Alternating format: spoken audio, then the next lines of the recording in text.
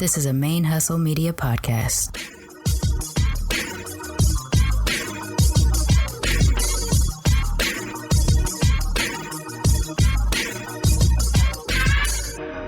Hello and welcome to the show.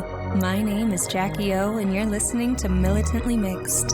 Yo, this is Rashani from the Single Simulcast. And when I'm not making you laugh or making up parody songs, I'm kicking back, listening to Militantly Mixed.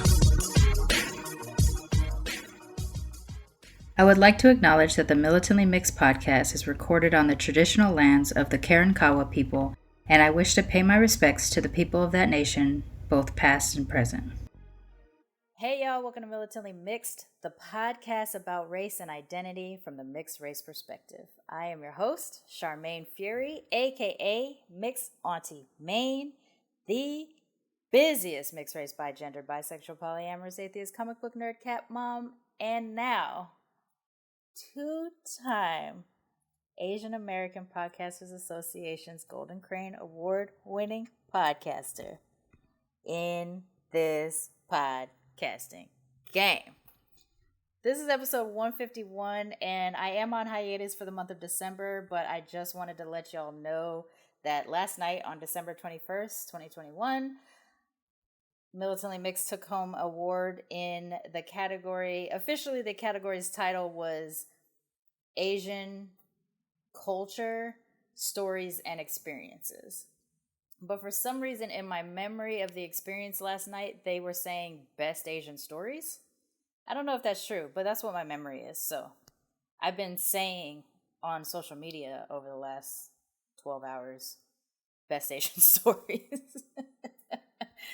So, I wanted to jump on to let y'all know, in case you don't follow the social media, that we were nominated for a Golden Crane Award in this category, and last night we were one of two winners in this category.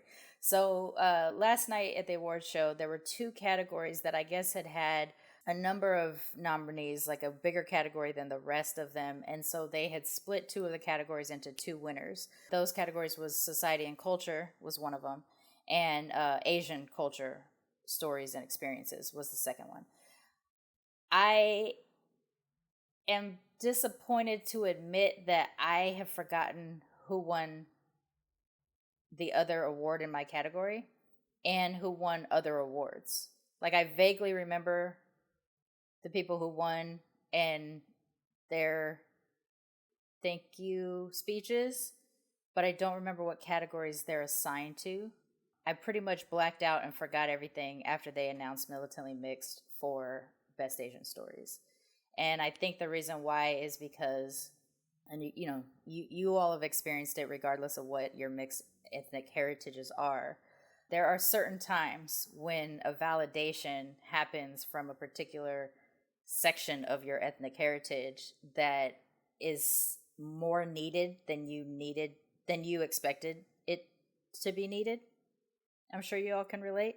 For many years, you all have heard me on the show explain about how my identity is very hierarchical, and that I identify as Black first, and then Japanese, and then my whiteness is specifically British whiteness, so English, Welsh, and Scottish. My Nana was English and Welsh, and they got a little bit of Scottish on my mom's side. But specifically, my Nana is from England, and therefore my identity, my white understanding, or my white heritage is British. And so I do have some cultural things that are British from being raised with a British grandmother, but predominantly my cultural identity is Black because I grew up in a Black neighborhood, surrounded by my Black family. I tend to be surrounded by Blackness wherever I go. That is the side of my ethnic heritage that I'm most comfortable in and that I exist in more often. Japanese, I've made jokes about being weekend Japanese because that was how I got to experience my Japanese-ness when I was growing up, going to visit my grandmother on the weekends. And then when I eventually ended up living with her, it became a bigger part of my identity. But because I can't walk around and maneuver in Japanese spaces as a Japanese person, in the same kind of way that I can as a Black person, even as a mixed Black person,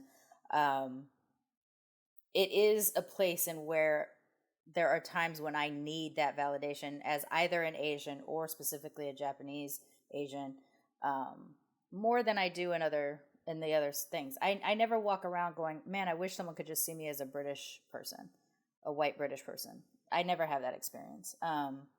Like I said, there's a few aspects of British culture that I identify with, that I was raised in, that I love. Also, England is the only country of ethnic heritage origin that I've been to and do feel somewhat at home in terms of like the Terra, my home Terra. It is oddly comforting to be there. But my main identity is Black and Blackness. And so in these moments when I am acknowledged in Asianness, it's kind of it's a bigger deal, I guess, than I really want to admit.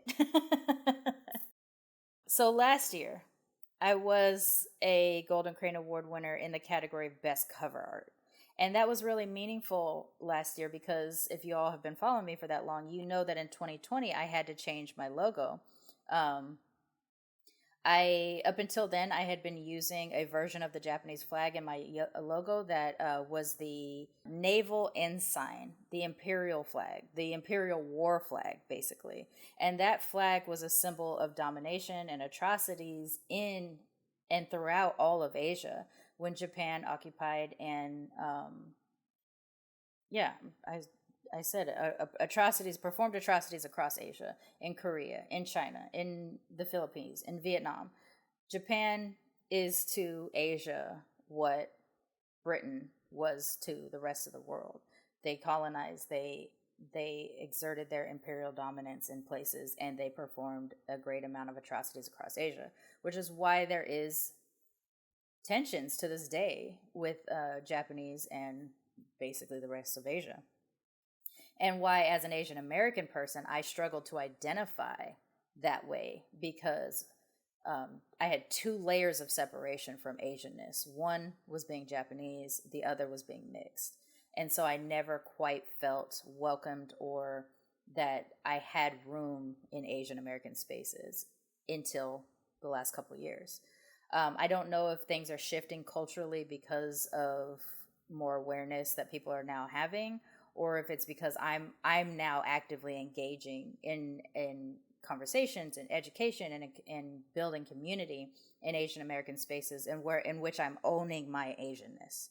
That is also a possibility. I don't really know. But last year when I won that award, it was very meaningful because of once discovering that flag was actually viewed by other Asians as a form of oppression, a symbol of oppression, which I hadn't understood that prior to 2020. I immediately knew I needed to change it. It did take me about a week or two to get that resolved, and then it took me a couple months to kind of filter through all of the different pages that old logo was on. Like in Instagram posts and things like that, you'll still see the older logos in posts, but you won't see it as its main logo, things like that. Every now and then I stumble upon something, I Google something, and I'll see the old logo, and then I realize I have to go in and change it. Or like someone will share the show, but they'll be sharing the old logo and things like that. So sometimes I got to send people emails. But it was really significant last year to get that award in that specific category because of what I went through last year dealing with that. Because I also had to deal with the emotional side of discovering that I was basically waving the equivalent to the rebel flag or the Confederate flag or the swastika at Asians when I had that in my logo. And I did not know that before that. But as soon as I knew it, I knew I had to change it. The other side of the emotion of it was just like that symbol, that flag in particular, was something that I was aware of. It was in my house. We had one. We didn't wave it or flag it or anything like that. We just had that image in our house. It's on a lot of Japanese things from my grandmother's era, the era she grew up in. And so I personally assigned that imagery to my grandma and the time she grew up. I did not assign it to what it actually was because I didn't have that information. Once I had that information, though, I couldn't unsee it. You know what I'm saying? So that was why it was such a big deal last year to get that acknowledgement. That being said, up until last night, I have not received a content-based award yet. The show gets acknowledged for its content a lot. You know, I've had some press done. I've had people connect with me because of the content of the show, and that has always been meaningful, because you hope that the content you're creating, that you put out, is meaningful to people. To specifically, though, get a content-based award from an Asian American Podcasting Association, where Asian Americans were the voters, the judges of the episodes, of all the episodes that they listened to. And for a show that is about mixed people, and that mixed people struggle sometimes to feel accepted by the various groups that they come from, and specifically with my Asianness. When I was nominated, I submitted the episode with Ryan Alexander Holmes, which was episode 151, in which he says the phrase, "It's not that I don't look Asian, it's that you've never seen an Asian that looked like me before." And this is something he said before, which is part of why I wanted to talk to him for the show. And I kind of asked him to bring that up because I wanted the audience of Militantly Mixed to hear that. It's not that you're not Black enough, or you're not Asian enough, or you're not Latin American enough, or Middle Eastern, Persian, Indigenous. It's not that you are not enough of these things. It's that you are these things, and people have decided for you you don't look enough of like the thing that you are. And that's not about you, but it feels a lot about you, right? Like throughout our life, when someone invalidates our ethnic heritage, it feels personal, because we also have internal things telling us that we're not enough too.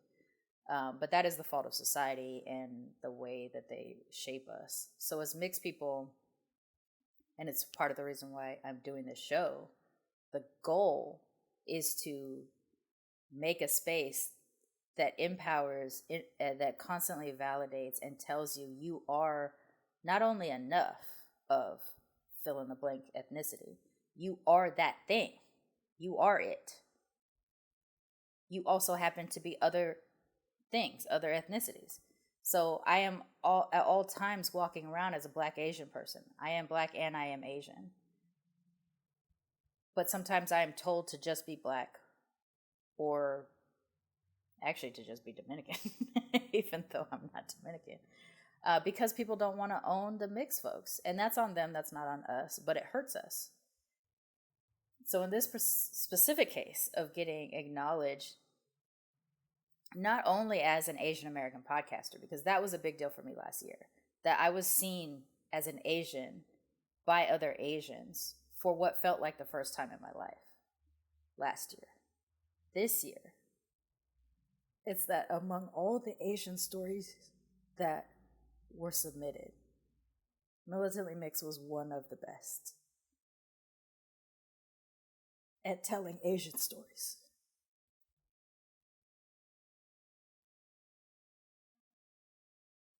And I got emotional on the thank you speech as well, because of that it was an Asian American organization and 3 pages worth of Asian American identified people on the Zoom award show that were validating me as a mixed Asian and Militantly Mixed as a show that shares Asian stories.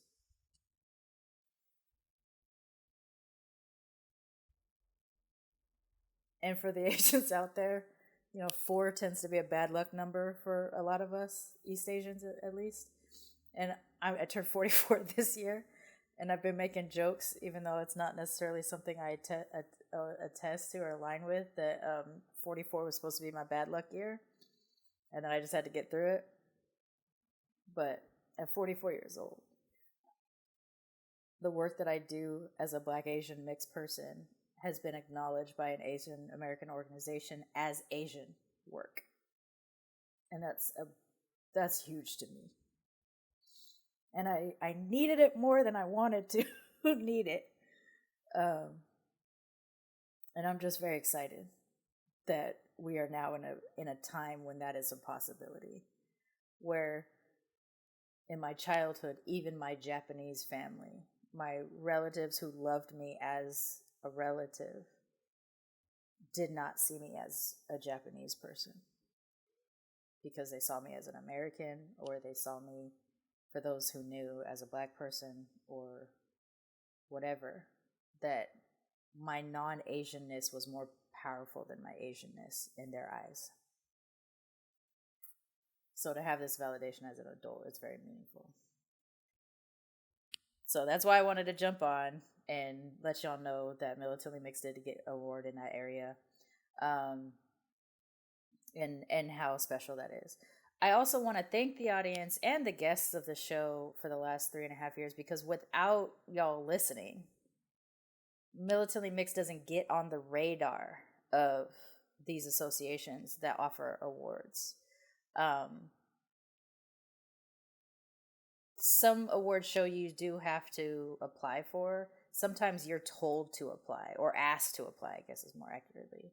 I was asked to apply, and I did, and I submitted the episode I submitted. So there was work involved on my side too to get the nod, but somebody told me you should do this, and it's because Militantly Mixed got on their radar because of how many listeners we have and how many people post about it and how many people are saying this is meaningful. We needed stories like this. So I do want to thank the audience, because that is how this happens. That's how the show gets the acknowledgement that it gets. That comes from the reviews on iTunes and Spotify or Stitcher, whatever platform you're listening to. That also comes from the number of subscriptions that we have of the people who are listening. So if you listen to the show, whatever podcatcher you listen to it on, please make sure you hit that follow or subscribe button, because it does help alert other people who listen to like things. Like, hey, Militantly Mixed exists. If you like this show, you'll like this. And that comes from how many times people subscribe. It also comes to how many times we get 5-star reviews on like iTunes or thumbs ups on the some of the other ones.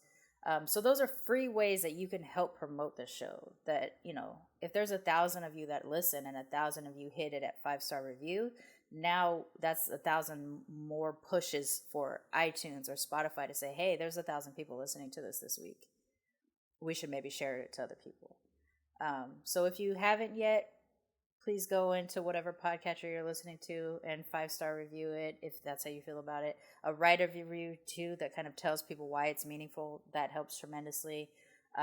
We actually got one in this last week from someone called James Millian. I hope I said that last name correct. It says, awesome mixed affinity space, cathartic in how casually conversations touch on shared experiences amongst mixed folks, while also hosting a diversity of topics that come up in relation to people's more specific experiences, mixes, strike spaces they occupy. Charmaine has the humble auntie guidance we need. Thank you for that. A great place to turn to when feeling alone in the mix. Thank you, James, for that review. I just got notified that it popped up, so I appreciate that. So things like that help promote the show, but also it just like helps me know that there's a reason I should be keeping this up. So thank you for doing that. Also sponsoring the show, of course. This week we also got, I want to shout out to Danielle, who increased their sponsorship on Patreon this week. Thank you, Danielle, for doing that. For those of you who would like to sponsor the show to help keep us growing, go to patreon.com/militantlymixed. That link is also in the show notes. And you can sponsor as low as $1 a month to as high as anything you wish. And there are different reward levels depending on what you choose. If you choose the $5 a month level or above, you will receive access to the video versions of the episodes, which start with episode 142. You can now see what it looks like when I'm on Zoom or StreamYard talking to the guests. If you would like to sponsor the show financially, but you don't want to commit to a monthly or annual sponsorship, you can just go to paypal.me/militantlymixed and drop some coins in the tip jar.